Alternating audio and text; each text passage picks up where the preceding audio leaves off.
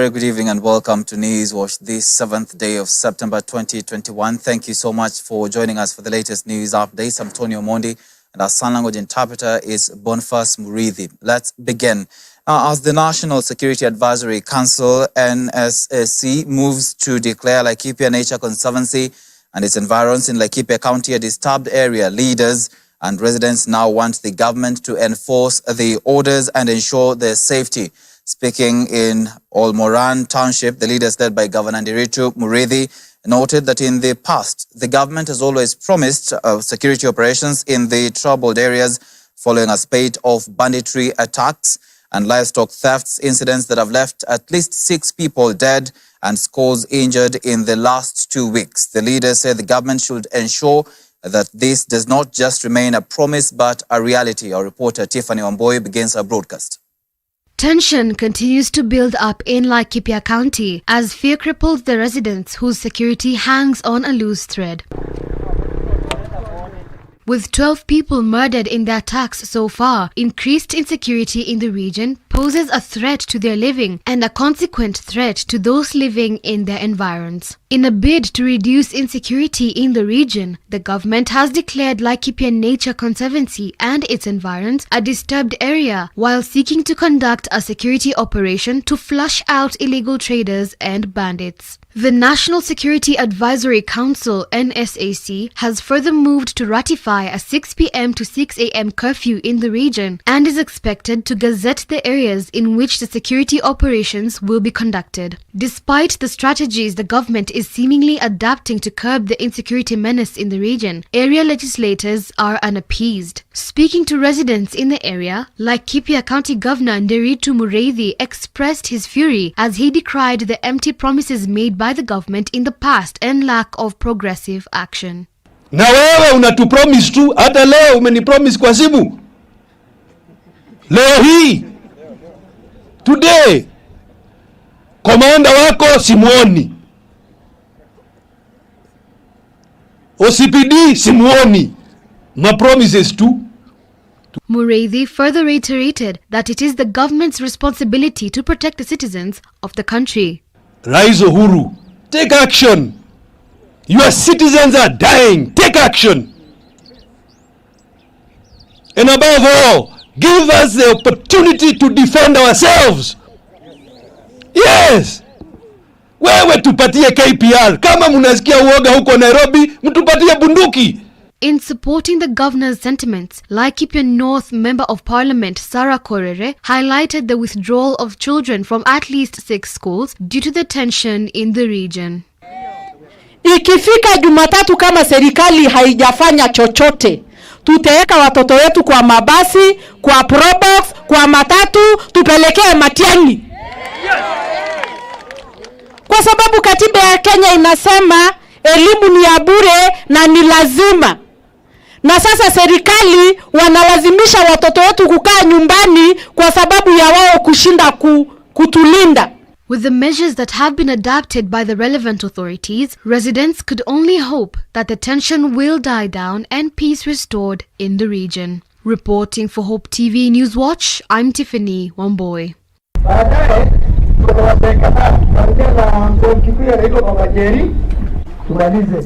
Meanwhile, a primary school in the troubled Laikipia County was on Tuesday afternoon set on fire by suspected bandits, barely a day after the National Security Advisory Council moved in to declare the volatile area a security zone after torching Melguere Primary School in Olmoran area. The bandits reportedly engaged security forces in a shootout as they headed back to a nearby valley. Journalists from various media houses and a host of local leaders who had gone to the school to assess the situation were also caught up in the shootout. The attack happened as Rift Valley Regional Commissioner George Natembea launched a security operation about 4 kilometers away in Olmoran town. Wanajua sina habari kwamba jamaa walikuwa wanajua tuko hapa. maana mnajua mahali tumekuwa na hapa is quite some distance, sio karibu, tumekuwa mbali kidogo kule kwa center na pande hii ni kwa shule. Jambo lingine, sehemu hii ambao umekuja kwa attack leo, generally imekuwa ni mahali pa hapana hali ya tatu, kumekuwa ni mahali pazuri, generally hakukuwa na visa vya utovu wa usalama. Na mara nyingi hawa jamaa wakiona askari wanakuja, sio kama sehemu zingine ambazo tutaona mhalifu akiona polisi anatoroka. Mara nyingi hawa wakiona polisi inakuwa ni vita, mnapigana mpaka mwashinde ndio watoroke. Uzuri kuja kuwa na NKS ambao labda wamekuja wakapiga askari mpaka wakakimbiza, hapana. Imekuwa ni vita, wanarusha marisasi wakitoroka. Kama hawa ile nia ya kupiga risasi ilikuwa ni kwamba walikuwa wanakava ng'ombe, zamani walikuwa na mifugo hapa. So walikuwa nasukuma mifugo, alafu wanaenda na baki nyuma, wanapiga marisasi. So at the end of the day watu wanawacha, mnaangalia ng'ombe zimevuka sehemu za mbali. Well, today as you have seen, all of you, and I'm very happy we have the people of the press and the media today to see what we have talked about for days and weeks. As you saw here today, barely when you are one kilometer away, the bandits came and touched one of the schools, just like they did yesterday in some of the homes. That's just as they did a few days ago in some of other homes. This is the situation in Laikipia. This is the situation in Laikipia West and Laikipia North. It is very serious. But we are shocked. In the presence of the security team of this republic, you can see from where we are standing, they have just touched this school.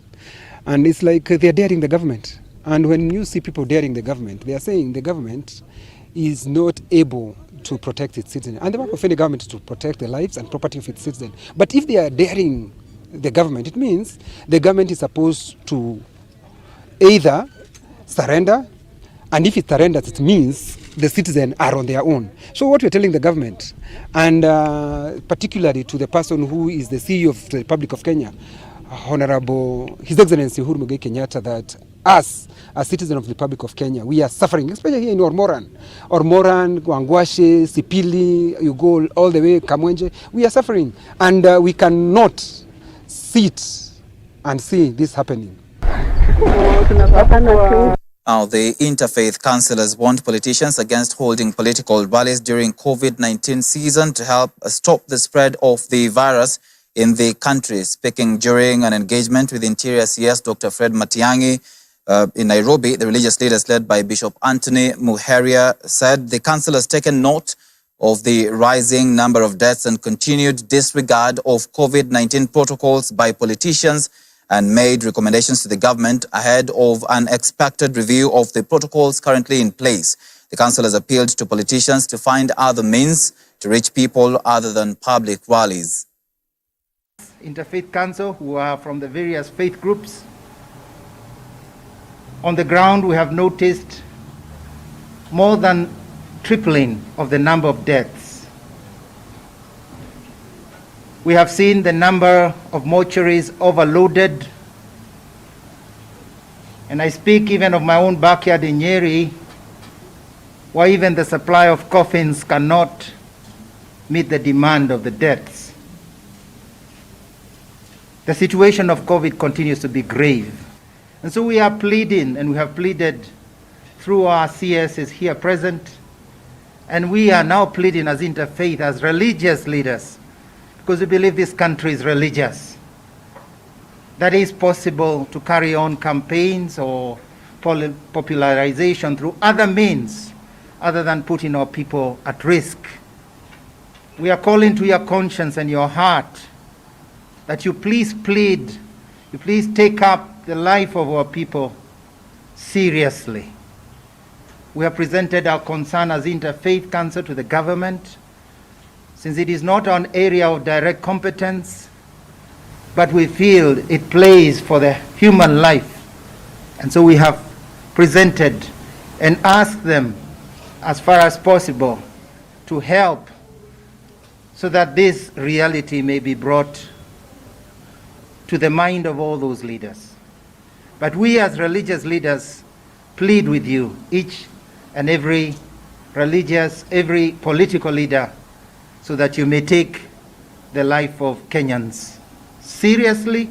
Concern and dissatisfaction in that the transport sector continues to be an area where infection seems to continue being given space, especially because there seems to be no control the number of passengers. And we are pleading specifically to the owners of the matatus and to the Kenyan citizens, let us really regulate ourselves. Let us decide that our matatus will not carry more than those stipulated with safe distancing. Let us really take it to heart as the Matatu Corps. Let us also take it to heart, we as Kenyans, not to put ourselves in the danger. As you would not enter Matatu without brakes, please don't enter Matatu that is overcrowded.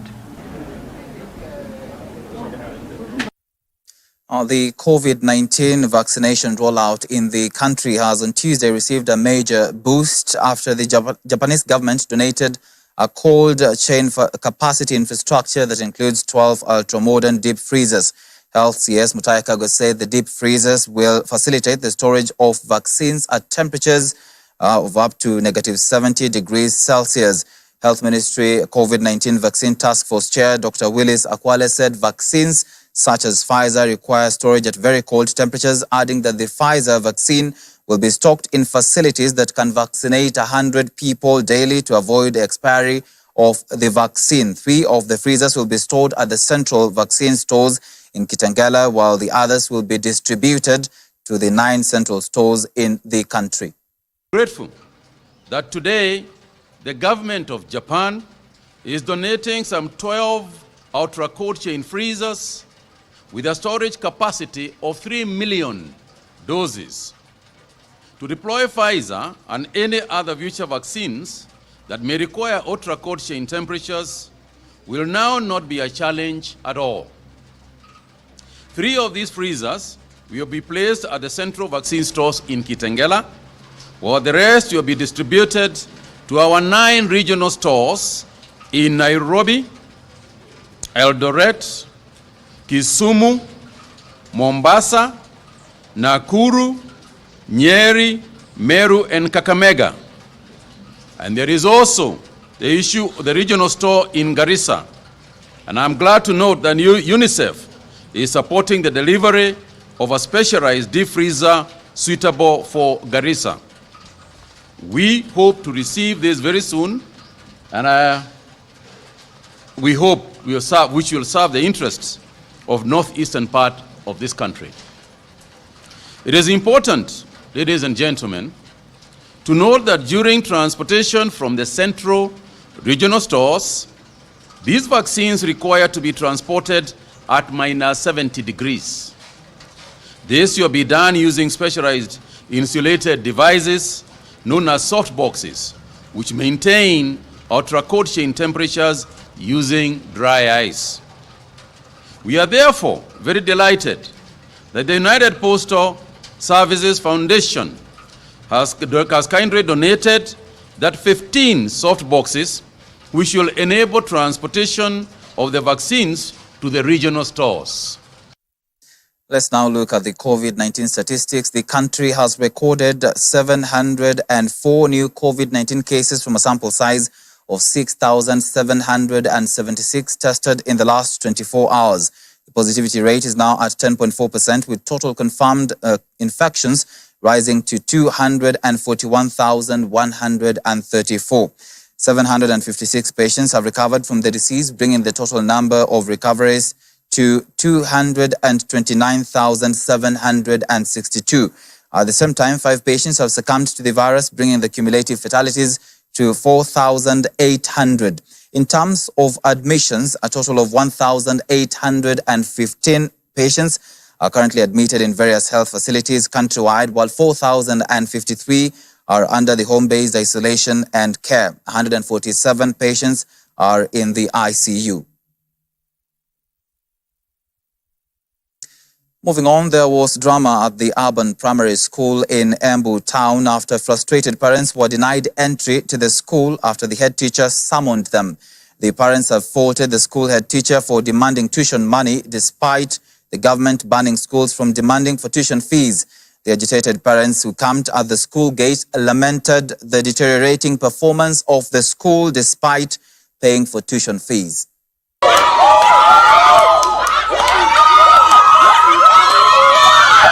Mkutano tuliitwa last week, kulikuwa na mkutano, tukaambiwa ni ya Monday. Wakati tunajiandaa kuja mkutano, tukaambiwa hakuna mkutano, itakuwa ya next week Tuesday. Mtoto akaambiwa ni saa 2.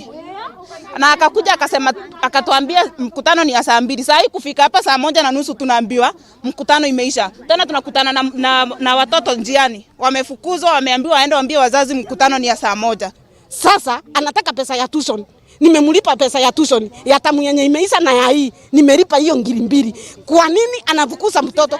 Nikikataa kufanya kazi school fees itatoka wapi? Wa kwanza kama saa hii alikuwa anapata 350 and above. Saa hii anapata 240 na ni number 1. Hiyo tuition tunalipa ya nini? Ni ya nini tunalipa? Hiyo ni kufinyiliwa, wanatufinyilia. Mambo ya kusemekana walimu ati wanaitisha pesa ya tuition kwa primary schools. Sasa ni illegality. Hatujawahi kusikia kitu kama hicho na hatutakubali kusikia kwamba kuna walimu wanaitisha pesa kwa shule za msingi. Za nini? Watoto tunataka watoto wasome na mambo ya kusumbua wazazi hiyo pia haitaruhusiwa. Now, a group of young Maasai women in Amboseli, Kajiado North, are breaking cultural barriers and helping their community to conserve wild animals in their neighborhood. The 16 women, aged between 18 and 24, form an all-girl community ranger unit that has been helping reduce poaching and retaliatory attacks and killings of wild animals that attack livestock along the wildlife migratory corridors. This has seen a reduction in human-wildlife conflict in the neighborhood surrounding the Amboseli National Park. Dolly Muregi has more on this story. The unit, codenamed Team Lioness, patrols the almost 400,000 acres of community land surrounding the park, where wildlife spends 70% of the time. The Team Lioness has been walking on foot for between 20 kilometers and 40 kilometers a day during their patrols, but these will soon end as the International Funds of Animal Welfare has now provided an additional patrol vehicle for them. Their president said the involvement of women from the community is strategic. He said women were first left out of conservation efforts, yet they are the ones most at risk of attacks by wild animals because they are the ones tasked with fetching firewood and water from the wildlife migratory corridors. When I first came to Kenya and we established Team Lioness, I asked the women what was the biggest change beyond just the work, the daily work. And one of the things that they said to me was, we feel as though we're being listened to for the first time, that we've stepped out of the shadows. And to me, that's something that has always stuck with me. The main duty is to talk to pastoralists who cover a lot of ground with the livestock and encounter wild animals along the way. They monitor the wild animals' movement patterns and recall their GPS coordinates. This helps them know where the wild animals like to frequent and warn the pastoralists to avoid areas where they'd likely encounter wild animals. Members of Team Lioness say women are considered weak in the Maasai community, and the decision to join the Rangers was at first met with doubt, scorn and sneer. However, today they are widely embraced. When it was first introduced, the community felt that how do you take a woman to go and do security stuff, such like things, and it was even a problem to convince them to confront and get employed. But we are saying that this one has become a game changer in the society because there is this notion that now it is possible to have a woman do something, because if they can go to the bush and do security stuff, then they can do anything. We cover 1,473 square kilometers. Covering that would be like every ranger will cover 19 square kilometers every day. And it is very difficult to cover that area.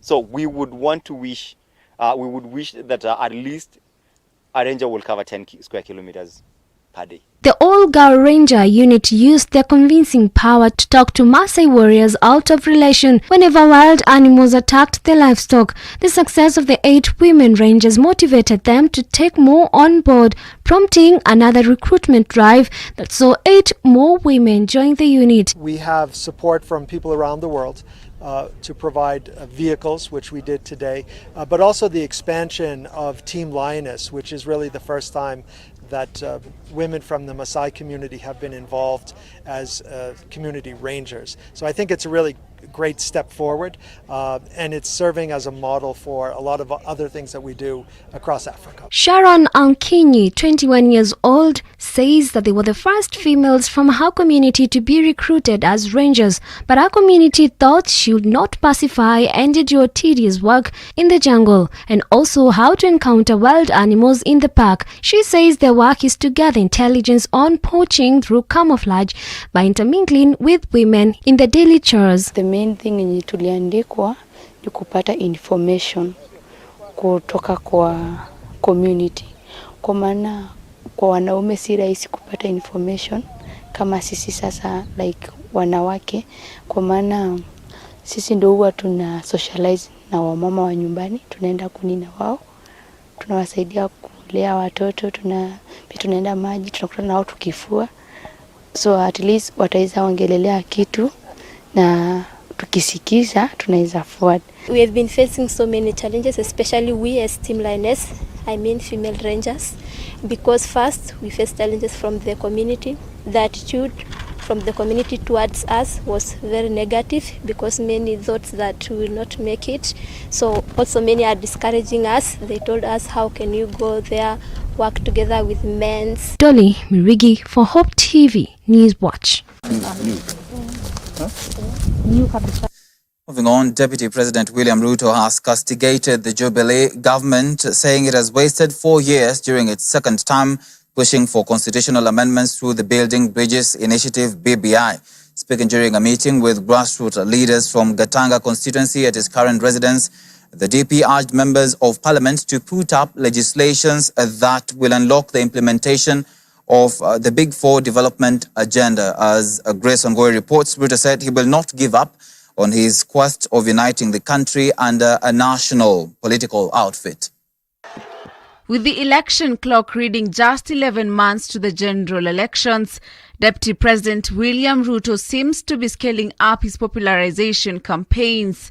Just a day after he met with thousands of citizens in Githurai on his way to Nyeri County for more popularization campaigns, Ruto on Tuesday hosted grassroots leaders from Gatanga, Murang'a County at his current residence in what seems to be an attempt to garner the coveted Central Region votes. Ruto says he will not lose momentum nor give up his quest to unite the country under a national political outfit. We have decided, the majority of us, that we will not lose the vision of the unity of the nation in one political party that unites all Kenyans, and that is the philosophy behind the United Democratic Alliance as a political party, so that we can all harmonize our visions, our thoughts, our ideas, and bring our talents and expertise so that we can drive the agenda and the development of our nation. The DP yet again took the opportunity to tear down the Building Bridges initiative, which in his opinion robbed the country 4 years of constructive development under the Big Four development agenda. Ruto has received criticism from those in President Uhuru's camp who claim he should not be pointing an accusing finger at the president for the implementation of the Big Four agenda, seeing that he has not been of help to the president in trying to complete the projects which they started together. Na ndio nataka niuliza hata viongozi wenzetu. Tayari tumepoteza miaka 4 hatujafanya mpango ya Big Four ya kuzalisha nafasi ya kazi kwa vijana, ya kuwashughulikia wakulima wapate soko na cooperatives zao sisimame. Hatujafanya ile universal health coverage. Tafadhali tusiendelee kupoteza muda wetu na majibizano ambayo haina maana. In the last few days, Kenyans received surprising revelations in Parliament on the security support to Deputy President William Ruto. In rejoinder to Jubilee Party Secretary General Raphael Tuju, who questioned the source of Ruto's wealth, Ruto urged leaders to not be intimidated by others whom he said were abusing their positions in government.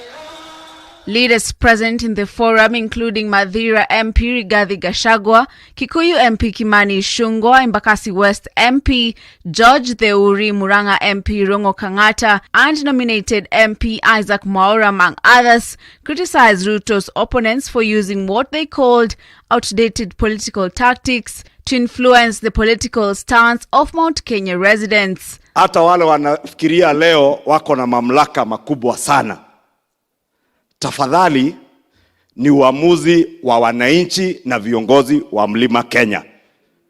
Wameamua wataingia chama cha UDA. Wameamua candidate wao ni William Ruto. Na nyinyi kama mko na mwingine hatujawazuia. Na Kenya hakuna mtu atalazimishwa kufanya vile hataki. Na katika hii century ya 21st century hakuna mtu ya kubebewa akili hata moja. Kila mtu wako na akili zake. Na sisi sana watu ya Mlima Kenya ni watu tuko na akili.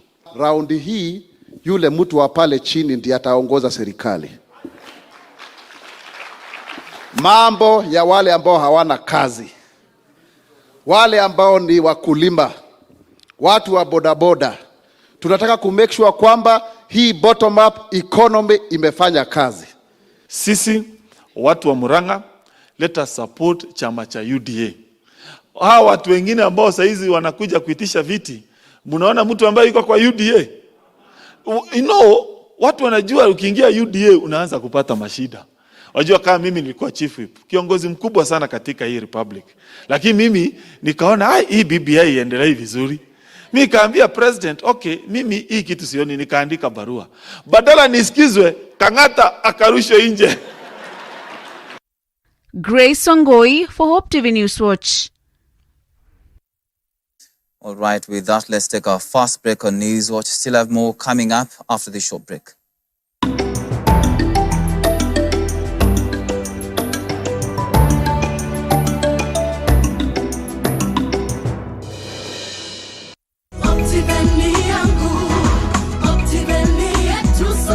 Ngarisha na Optiven. Guess what? It's just about the right time to build your dream home. At the Garden of Joy by Optiven. It comes with Maram roads, solar street lights, water piping along the mains, children play area, and a jogging track. Get your value-added plot at only 1.495 million Kenyan shillings cash with flexible installment options for up to 12 months. Deposit 995,000 Kenya shillings and get a free washing machine for your home. Ngarisha na Optiven. Call us today on 0790 300 300.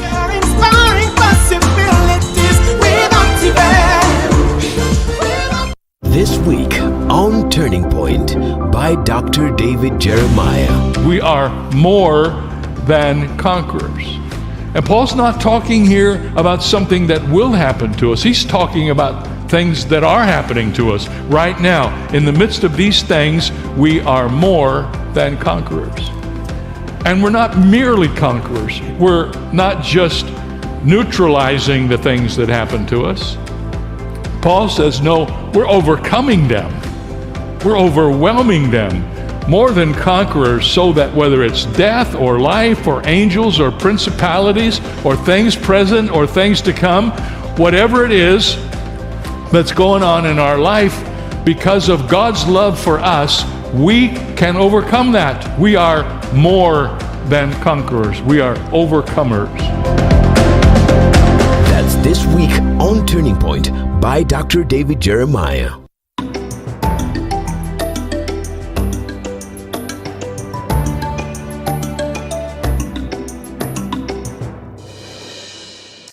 Welcome back to Newswatch. Now, the National Cohesion and Integration Commission, NCIC, has condemned acts of intolerance and the use of abusive language on national stage by politicians as the country gears up for the 2022 general election. NCIC chairman says the commission, in conjunction with the DCI, is looking into past incidents where supporters of political leaders clashed or chased away certain politicians after visiting different regions in the country. NCIC says it will file criminal charges against the people behind such regrettable and barbaric acts. Our very own Dickens Levander reports.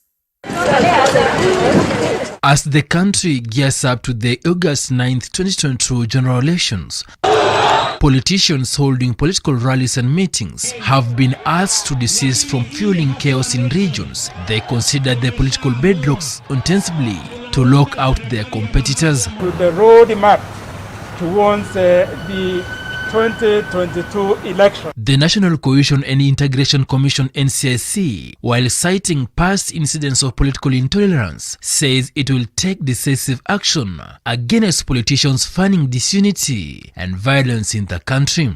NCIC chairman, in a statement to newsrooms, said last weekend's incident that saw Deputy President William Ruto's motorcade stoned in Narumuru and blocked from accessing a church in Kieni, Nyeri County is a worrying trend. On 2nd of January 2021, a group of Rodi youth blocked Kanu chairman and Baringo Senator Gideon Mui from accessing a part of Nandi County. And on January 27th, a clash between ODM party leader Raila Odinga's supporters and the supporters of the deputy president in Githurai, Kiambu County led to injuries of a few people, with the NCIC saying that such incidents are clear indicators for political intolerance. The commission says that all politicians have a right to spread their ideas in all parts of the country without fear of intimidation or attack from opponents. NCIC statement came the same day that the Independent Electoral and Boundaries Commission IEBC held an induction meeting of the new commissioners who joined the commission just recently.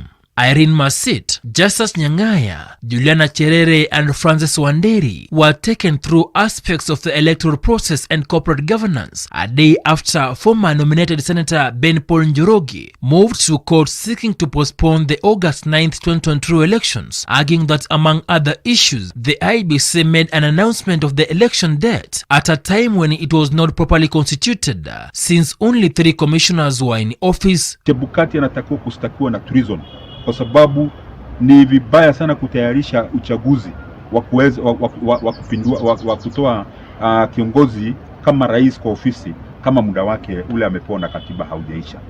Term tunajua traditionally hata kutoka ile katiba ya zamani tunajua term inakuanga miezi 60 na kutoka hapo tunajua ni miaka 5. Ukitoa mwezi mmoja, ukitoa miezi miwili, ukitoa miezi mitatu, hiyo sio term. Sababu itakuwa miaka 4 na kitu. Hiyo ndio imefanya haswa niweze kujileta kotini. Dickens Levander, Hope TV Newswatch. Wiper Democratic Movement leader Kalonzo Musyoka now says the One Kenya Alliance OKA will bring a revolution in the country and eliminate corruption and bad leadership. Speaking during a burial ceremony at Thinu, Kathiani, Machakos County, Musyoka said the revolution will start with mindset change. He has praised his policies on education, health, and corruption. So kila mtu akae chonjo na mjue the true revolution is just about to happen. Revolutions normally begin in quiet places.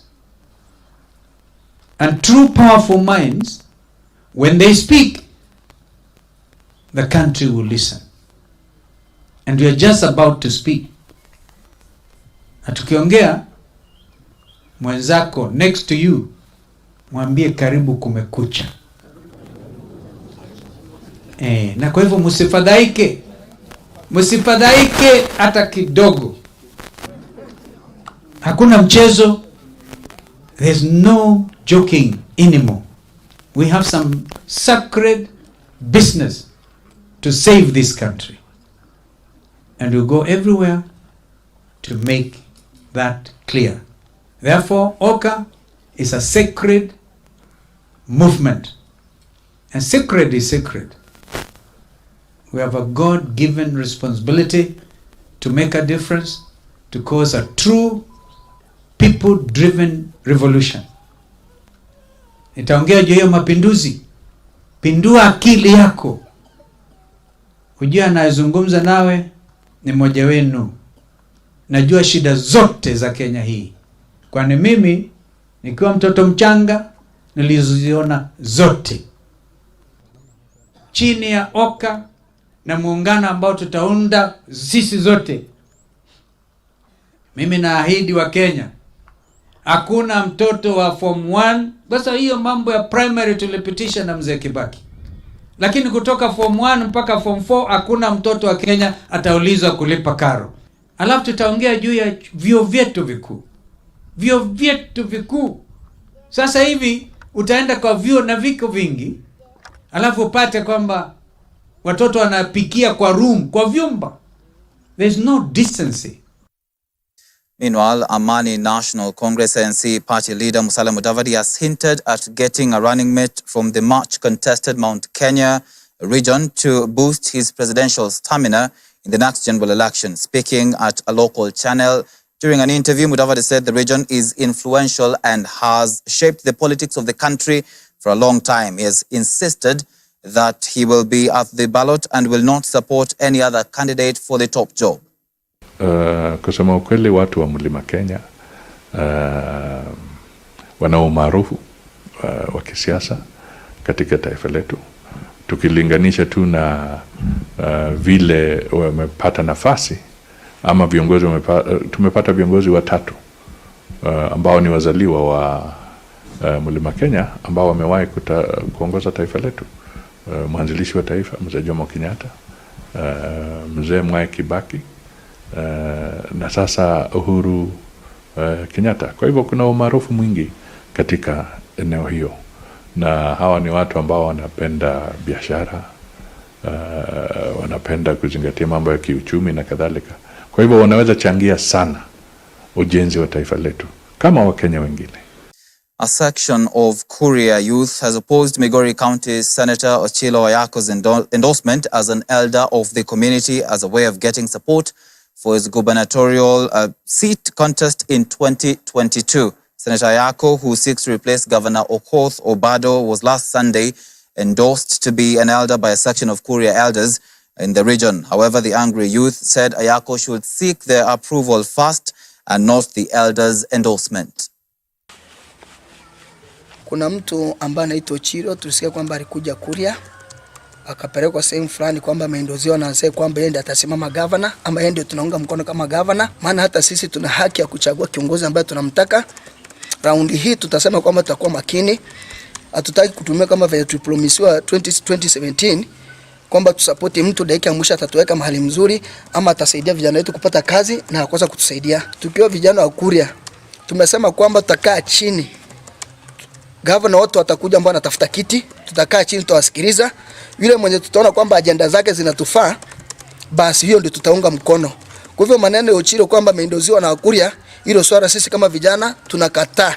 Tunasema kwamba sisi hatuko pamoja nao. Sisi tupo kwanza tukae tuangalie venye mambo yanaenda. Yule mtu ambaye tutaona kwamba anatufaa kwenye siasa, mwenye atakuja tuambie kwamba atatupatia hii, atatupatia kazi, sababu tuna vijana ambao wamesoma na wana kazi.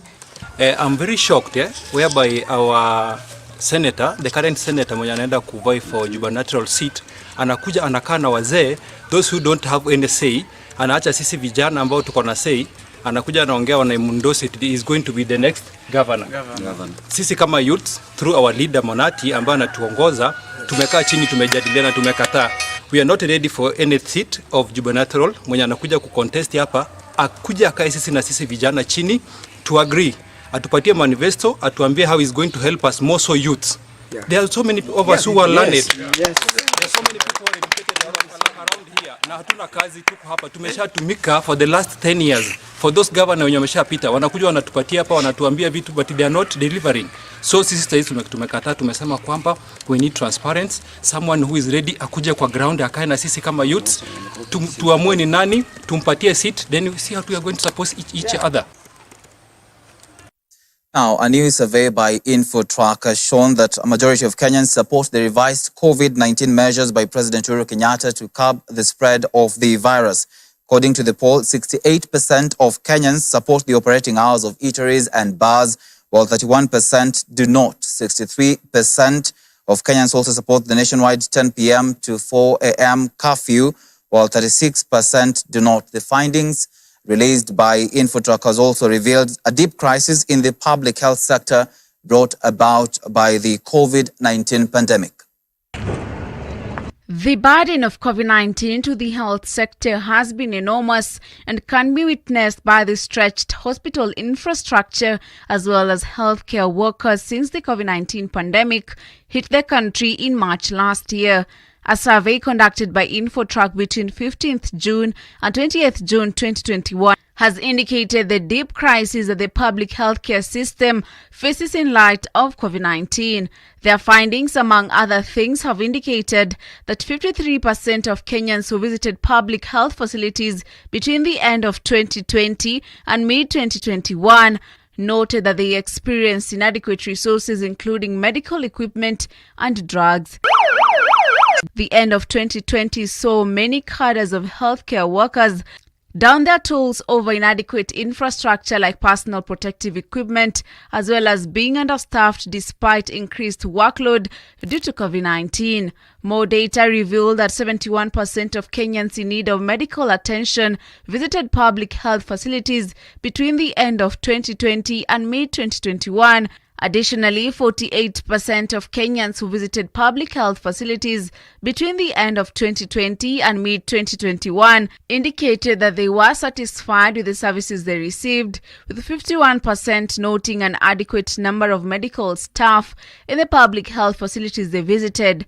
Releasing the report, Head of Public Policy and Governance, Walter Nyabundi, however, noted that observation from participants who noted adequate numbers of medical staff did not indicate that public health facilities were adequately staffed, but rather that health workers were going an extra mile to deliver services to Kenyans. Adequate number of medical staff, but we note that this may not be an indication of how well staffed public health facilities are, but it does reinforce the fact that our medical workers are going to great lengths to ensure that services are delivered. Despite the presence of medical personnel, a majority of Kenyans who visit public health facilities between the middle of last year, the end of last year and the middle of this year, noted that they had inadequate resources such as medical equipment and drugs. As expected, COVID-19 has affected the cost of healthcare in the country since its onset, with 4 out of 5 Kenyans making the observation. Infotrack also revealed that 2 out of 5 Kenyans are of the opinion that the nationwide COVID-19 infection is increasing. Last week, Ministry of Health announced that COVID-19 infection was expected to decrease in the next 2 to 3 weeks due to scaled-up COVID-19 vaccination in the country. On a more positive note is that there is a wide support for revised COVID-19 measures, especially on operations of eateries and bars at 68%, retention of 10 p.m. to 4 a.m. curfew at 63%, and 53% agree with operation of worship centers at 1/3 capacity.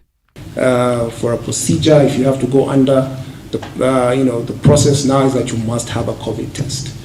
If you go to hospital with a persistent cough, a cough that's not going away, chances are they will ask you to take the test, which could cost anywhere between 2,500 to over 6,000 shillings. With the cost of healthcare going up, especially in the treatment of COVID-19, data has revealed that 2 out of 5 Kenyans who contracted COVID-19 sought assistance from friends and relatives to offset hospital bills, bringing the figure of those who sought assistance from relatives to 39%, those who used savings to 24%, those who sold family property to 8%, those who opted not to seek treatment at 8%. Of the 5% of Kenyans who were able to access COVID treatment and testing through insurance cover, whether NHIF, the ordinary cover, not the enhanced one for civil servants and waheshimiwa, was able to cover for COVID treatment. Those whose costs were catered by the national and county government at 8%, Those whose costs were covered by insurance, including NHIF and private insurance at 5%, and those who got loans at 5%. Moving on, at least 17,000 residents of Maho and Chala wards in Taita Taveta County are set to benefit from a 12 million shilling Dimudi Nakruto water project that has already been commissioned. While addressing Taita Taveta residents, Governor Granton Samboja said the project will bring a solution to the challenge of acute water shortage in the areas and enable access to clean water. The project is a joint partnership by the county government of Taita Taveta, the Kenya Red Cross Society and British Red Cross.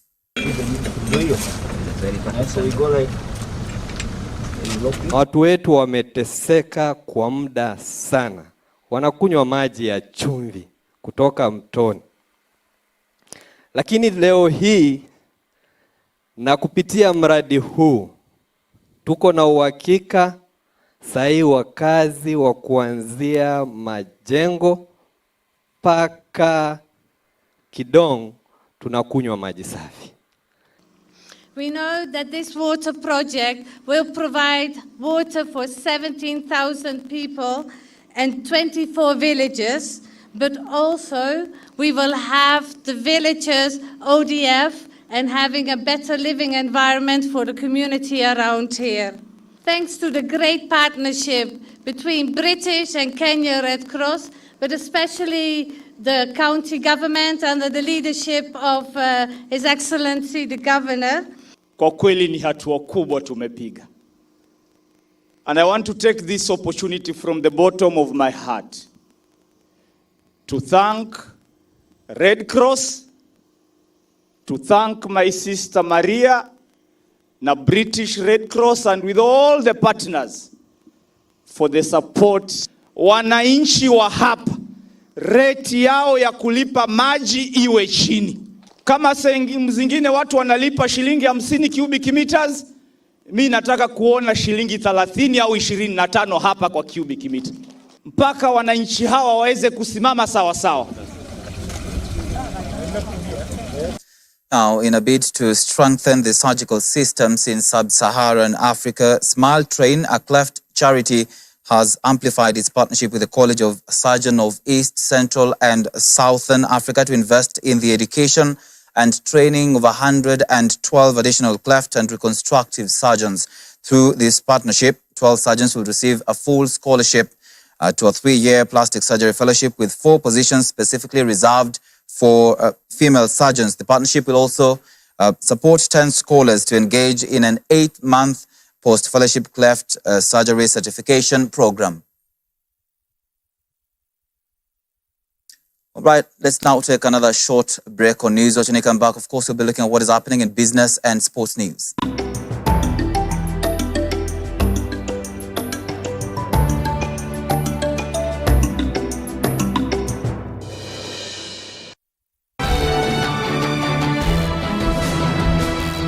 Angry president, a betrayed deputy president, and a burdened citizen. The spirit of BBI, we are losing it. How do we end up with immoral people leading the moral? Candid Talk. At the core of our being, we are spiritual. How should the church at this particular time show leadership? As long as God is not done with us, or He's not pleased with our repentance or our turning to Him, we may still continue suffering the consequences. Bold approach. Whatever you bind on earth is bound in heaven. Whatever you loose on earth is loose. Become a son. Your life and your well-being is completely dependent on God and His power. Spotlight.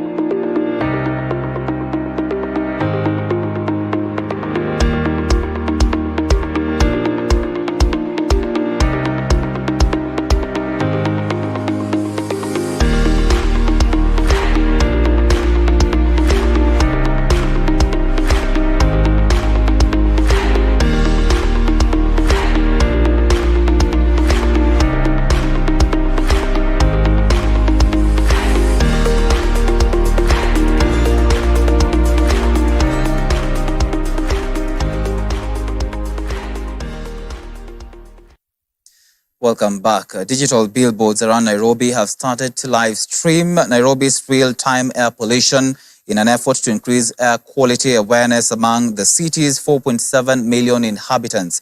The initiative by the UN Environment Program UNEP in collaboration with IQ Air, a Swiss air quality technology company, and Safaricom, among others, provides real-time air quality information for some of the most harmful type of air pollution, fine airborne particles known as PM2.5.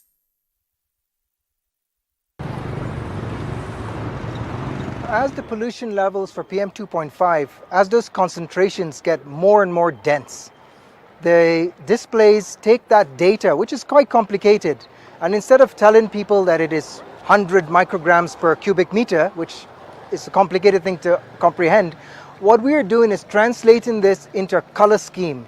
So if the color is green or the UN blue, it means the air is acceptable. As the pollution grows because of traffic, because of open burning, those concentrations are going to increase, and the colors on those displays will change, going through a scale from green, turn into orange, turn into red, to purple, to brown. So anything other than green and blue is not good for you. If it, for example, red, it means that if you suffer from asthma or you have a heart illness or sensitivities, you will feel it. So you need to take steps to protect yourself. For the upscaling of this project, we require collaboration and partnerships with different organizations. And that's why we are working with the UN Environment, who will be providing the sensor technology. We are working with the county governments, who will be providing the necessary environment for mounting the sensors, as well as the advertising agencies who are providing the display screens that are spread across the country.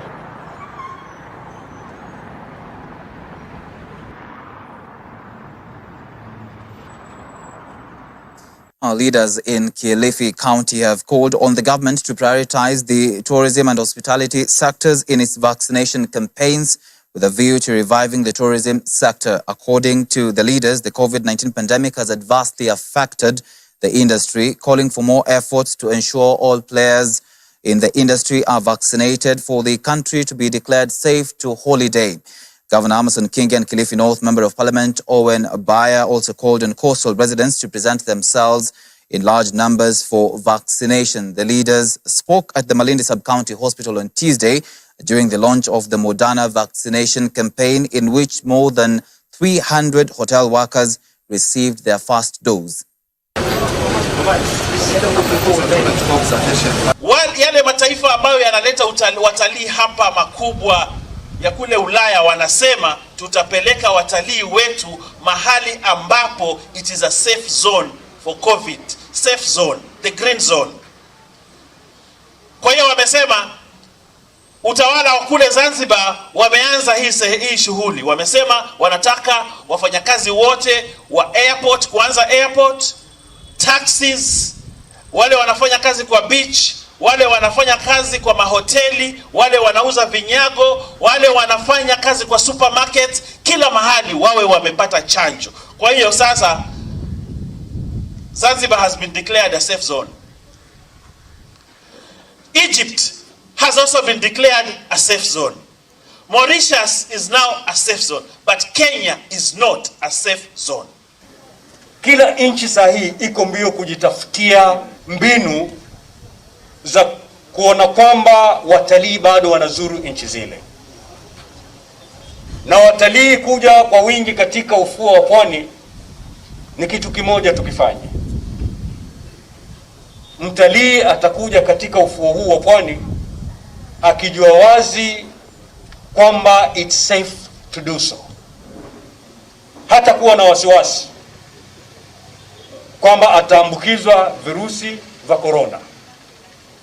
Lakini leo hii hilo ndo swali la kwanza ambalo mtalii anajiuliza. Awe Italy, awe Amerika, awe Russia, hilo ndo swali ambalo watalii wanajiuliza kwa sasa. Ni wapi ambao naweza enda kwa holiday na nirudi bila maambukizi ya corona? Ataangalia Zanzibar huko vipi? Ataangalia Morocco, Msumbiji, Kenya, na akipata kule kwingine hawako katika kategori nyekundu, watalii wanakimbia kule.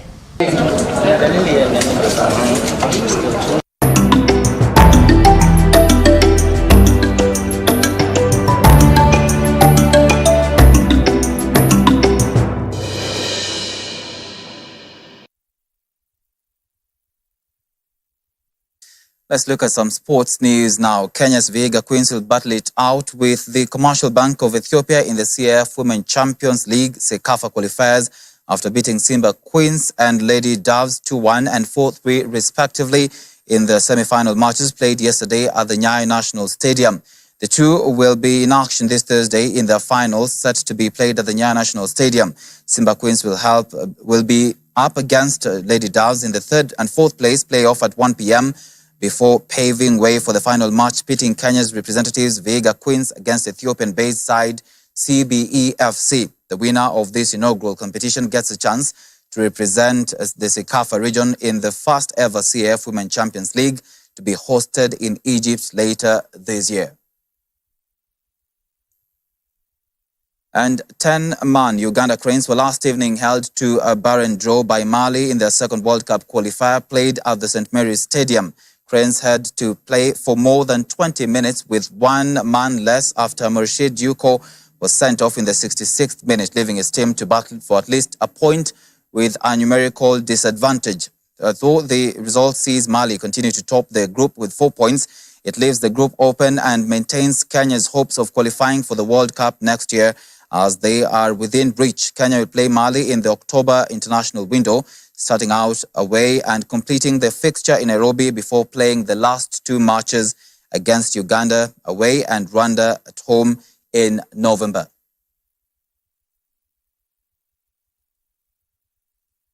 All right, with that story, we've come to the end of our broadcast tonight. Many thanks for joining us. My name is Tony Omondi and our sign language interpreter has been Boniface Murithi. I'll leave you with the weather forecast. Have a good night. God bless.